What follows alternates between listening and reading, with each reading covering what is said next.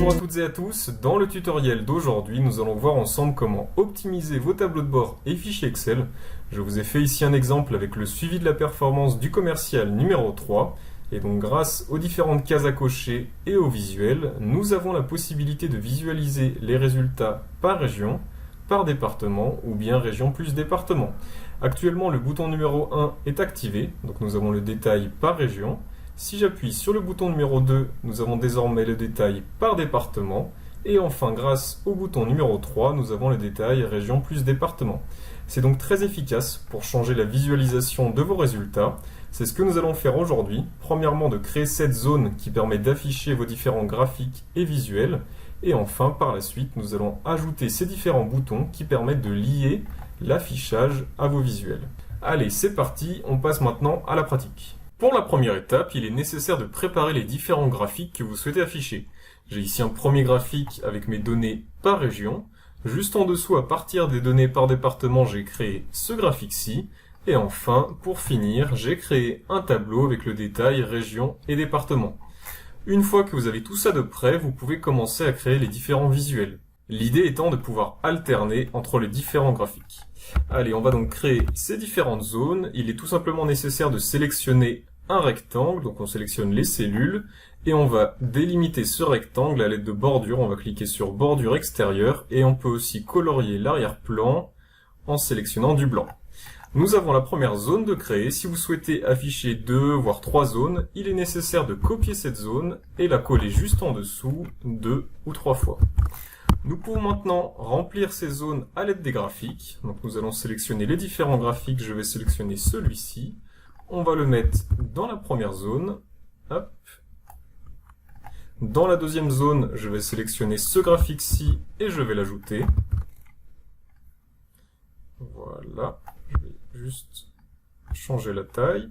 Et enfin, dans la dernière zone, nous allons ajouter le tableau avec les différentes données. Donc je vais copier le tableau, coller juste ici, et on fait la même chose pour l'autre partie du tableau. Je viens copier et coller ici.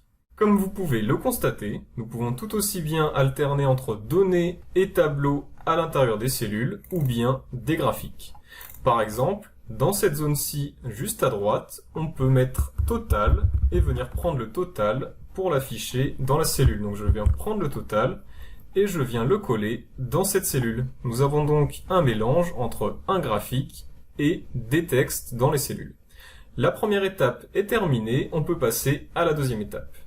Pour la deuxième étape, nous allons donner un nom à nos différentes zones. On va commencer par la zone numéro 1 en sélectionnant toutes les cellules, en cliquant juste ici à gauche et en écrivant zone 1. On peut ensuite appuyer sur Entrée et on a bien la zone qui est créée. Nous allons faire la même chose pour la zone numéro 2. Donc on sélectionne toutes les cellules, on clique juste ici, zone 2 et on appuie sur Entrée. Pour finir, on fait la même chose pour la zone numéro 3, hop, zone 3 et on appuie sur Entrée. Nous avons bien créé nos 3 zones, nous pouvons maintenant passer à l'affichage. Pour l'affichage, nous allons ajouter 3 boutons à l'aide de l'onglet Développeur. Pour les personnes qui n'ont pas accès à cet onglet, il va être nécessaire de l'activer en allant dans Fichier, puis dans Options, et enfin personnaliser le ruban. Vous pouvez désormais cocher Développeur, si jamais il n'était pas coché, et appuyer sur OK. Vous avez normalement ce nouvel onglet qui apparaît. On peut désormais insérer les boutons, donc on va aller dans Insérer, et on va sélectionner Case d'options. Vous pouvez tracer la case d'options comme si c'était une forme, donc on a bien ici la case qui apparaît. On peut aussi la copier et la coller pour en créer une nouvelle. Et enfin, si vous en voulez 3, on peut tout simplement en coller 3. L'avantage de ce type de bouton est de pouvoir faire différents choix. Par exemple, on peut cocher celle-ci, celle-ci ou celle-ci. Et donc, ce qu'il est important de faire, c'est lier ces différentes cases à une cellule. On va donc faire un clic droit sur la case et on va aller dans Format de contrôle. Nous pouvons donc choisir la cellule à lier. On peut par exemple prendre celle-ci, donc la cellule M5, et on clique sur OK. Désormais, toutes vos cases d'options sont liées à cette cellule. Donc, dès que la case option 1 est cochée, on constate qu'il y a un 1. Dès qu'on coche la 2, un 2. Et enfin, dès qu'on coche la troisième, il y a un 3. Nous avons donc cette cellule qui devine quel est le bouton qui est sélectionné.